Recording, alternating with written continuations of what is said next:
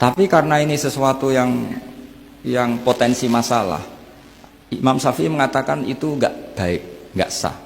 Karena nanti kalau asumsi kamu gedang goreng itu 1.000, ternyata diregani 5.000 kan mangkel.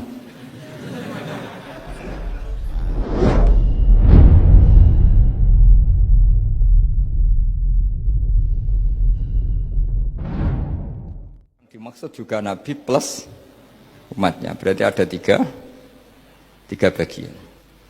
Dan semuanya itu oleh ulama harus dipelajari.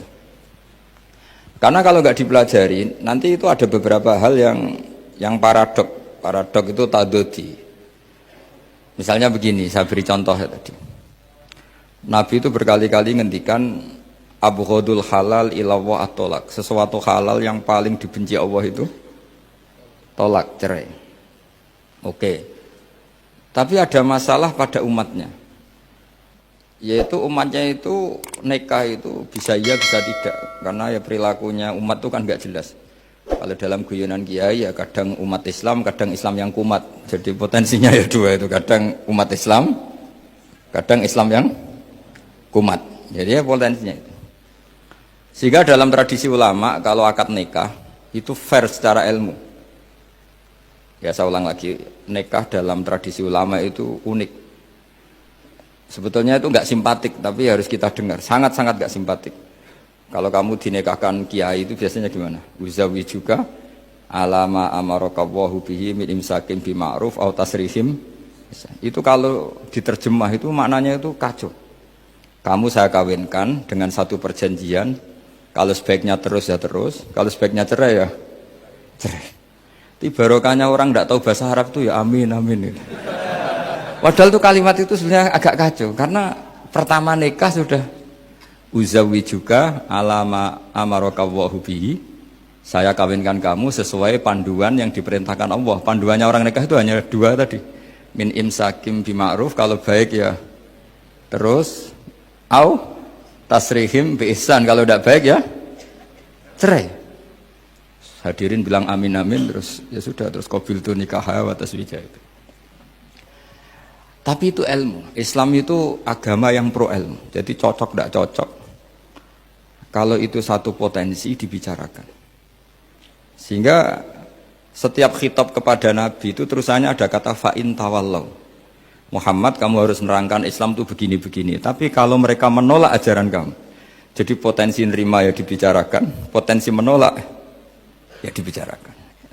Nah, makanya ini saya beri supaya barokah ya, dapat barokahnya ulama dulu saya baca. Faidatun qala Ibnul Qayyim. Ibnul Qayyim itu muridnya Ibnu Taimiyah. Ta'ammal khitabal Qur'an tajid malikan lahu al-mulku kulluh wa lahu alhamdu kulluh. Azimmatul umuri kulliha biyadi wa masdaruha minhu wa mawriduha ilaihi. Mustawiyan 'alal arsy la takhfa 'alaihi khafiyah. Min aqtari mamlakatihi aliman bima fi nufusi abidihi muttali'an ala asrarihim wa ala niyatihim munfaridun bitadbiril malakah yasma'u wa yara wa yu'ti wa yamna wa yuthibu wa yu'aqib wa yukrim. Jadi begini maksudnya, khitab itu otoritas dari minal a'la ilal adna, dari yang lebih kuat ke yang lebih bawah, itu namanya khitab. Kemudian harusnya kita semua sebagai manusia itu sebenarnya orang yang tidak sah memberi khitab, memberi perintah. Karena kita sendiri tidak berstatus khalik, pencipta. Jadi misalnya gini, saya janji sama sampean besok datang ke saya, kamu tak kasih uang. Besok saja saya tidak mesti hidup. Jadi janji itu sudah salah, besok saja saya tidak mesti hidup. Kalaupun hidup saja uang saya terbakar atau dicuri orang. Maka di sini dibutuhkan otoritasi khitab, harus diberikan zat yang punya otoritas penuh, yaitu zat yang nggak akan mati, yang nggak akan lumpuh, yang nggak akan mengalami satu gangguan sosial. Sebab itu dalam pandangan ulama tafsir itu punya akibat, saya ulang lagi, punya akibat bahwa hanya Allah yang berhak memberi khitab. Sehingga saking kerennya Allah itu bisa khitabun lil makdum. Ini di sini nanti ada contohnya. Sesuatu yang enggak ada kemudian Allah bilang kun menjadi ada. Sehingga Allah itu nggak bisa dibantah, nggak bisa ditentang, karena bisa apa saja. Karena asbabul qudrah adalah al-khalqu. Kalau dalam ilmu tafsir, kalau sampean dalam ilmu manusia kan gini, sebabnya melihat itu mata. Kalau dalam ilmu tafsir enggak, yang bisa menjadikan Anda melihat itu menciptakan. Saya ulang lagi ya, jadi kalau dalam ilmu tafsir, asbabur ru'yah itu al-khalqu, bukan al-basar. Kalau kamu melihat karena mata, berarti setelah jauh tidak bisa melihat. Atau setelah tertutupi tidak bisa melihat. Tapi kalau kamu mengetahuinya karena menciptakan, maka kapan saja bisa melihat.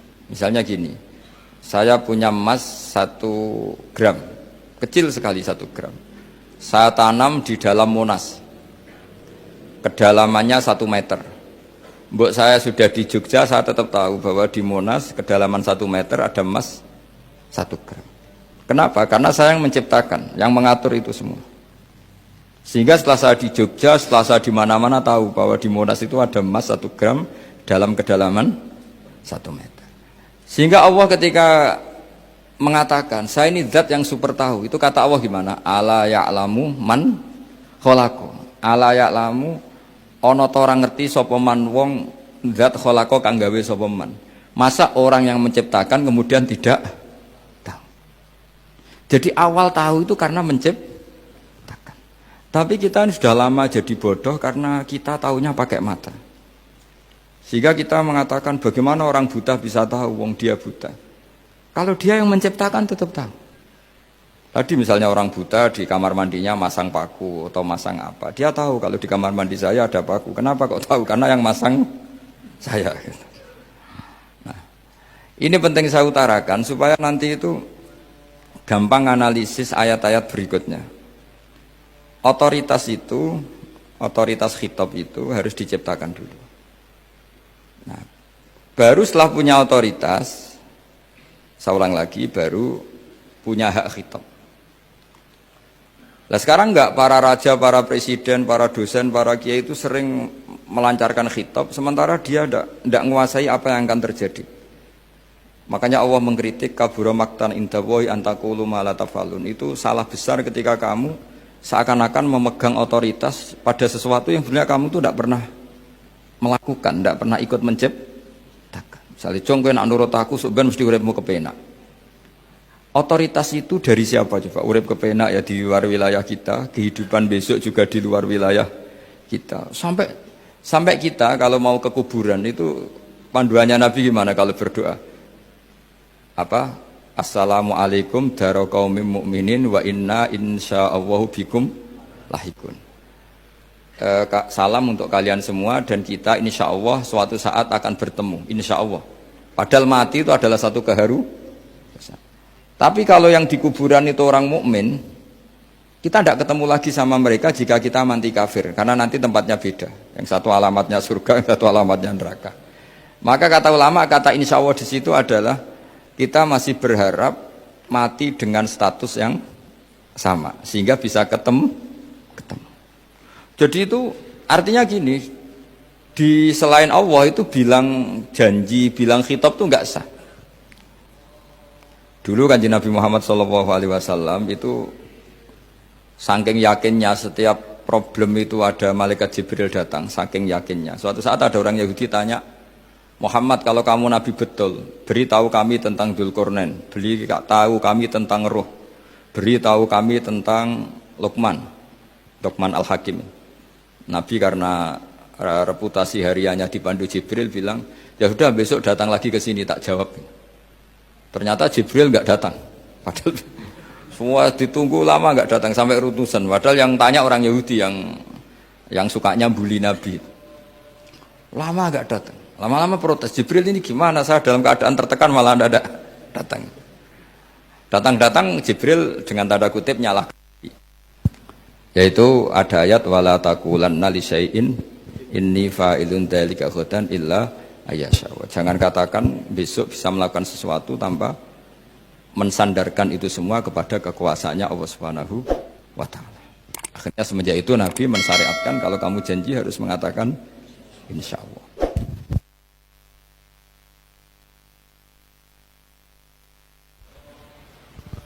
Ya kenapa ini saya katakan penting, karena nanti khitab di Quran itu supaya proporsional ya. Sekarang banyak orang memahami Quran tapi nggak mau mempelajari ilmunya apa? Ilmunya apa? Quran. Termasuk ilmunya Quran tadi ya, ada 3 ingat ya. Khitabun lin nabi itu bisa saja khitabun li ummati.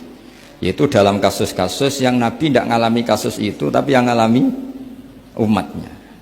Nah, kenapa khitabnya tetap kepada Nabi? Karena yang bisa komunikasi dengan Allah itu hanya Nabi. Makanya bisa dilihat di ya Yuhan Nabiyyu itu mufrad mudzakkar. Nabi Muhammad itu satu orang yang berstatus lelaki. Kemudian idza talaqtum itu kalian semua. Harusnya kan kamu, karena dari satu orang ke satu orang. Tapi ini enggak. Wahai Nabi, jika kalian umatmu gitu. Jadi karena yang alami tolak itu umatnya. Terus kedua, khitabun lin nabi, dan yang dimaksud itu memang nabi, kayak sholat tahajud. Sholat tahajud itu sholat yang memang untuk nabi ya.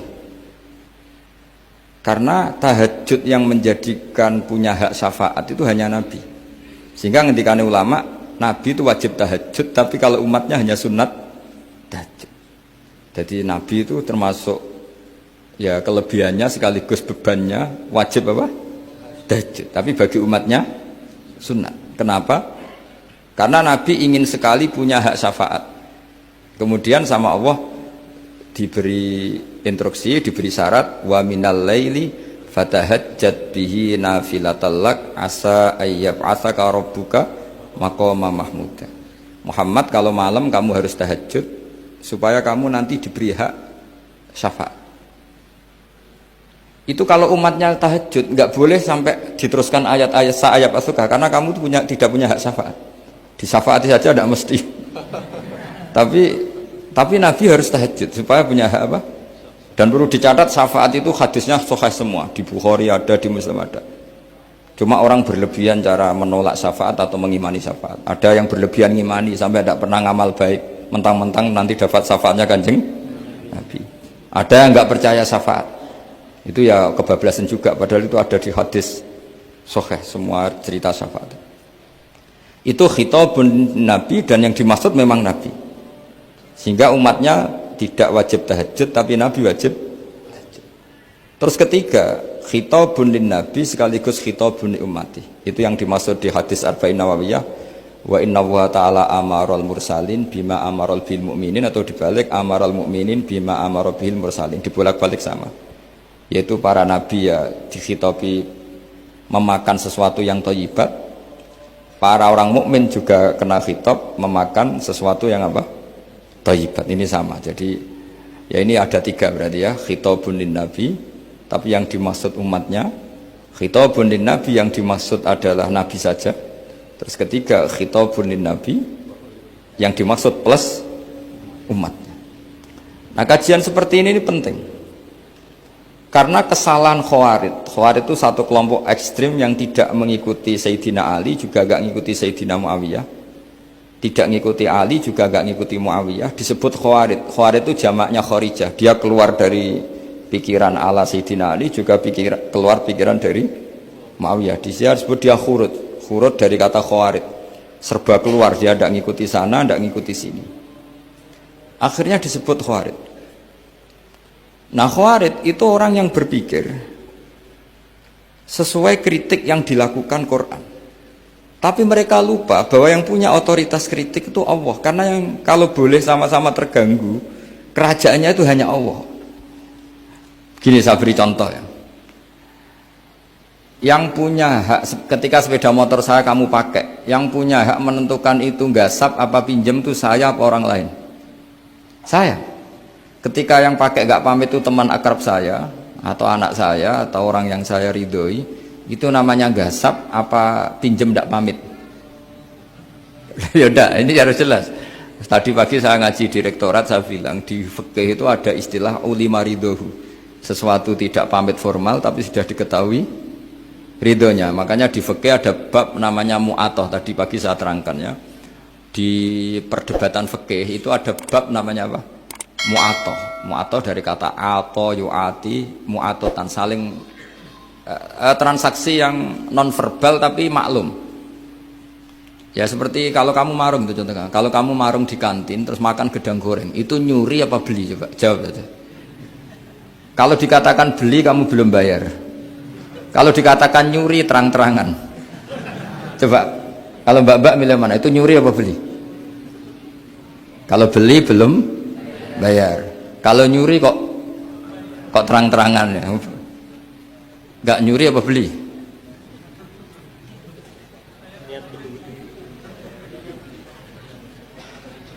Jadi ada gedang goreng di warung, kamu datang langsung makan, ada kerupuk dimakan, ada telur asin dimakan. Itu nyuri apa beli?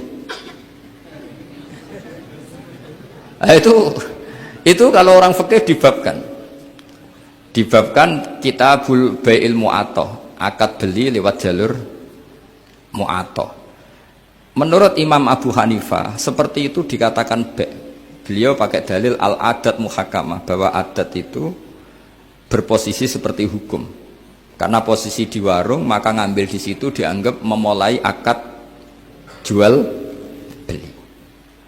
Tapi karena ini sesuatu yang potensi masalah, Imam Syafi'i mengatakan itu enggak baik, enggak sah. Karena nanti kalau asumsi kamu gedang goreng itu 1.000, ternyata diregani 5.000 kan mangkel. Nah itu resikonya di situ, ya kan? Tapi kalau misalnya itu dikatakan, makanya Imam Syafi'i mengatakan itu profesional.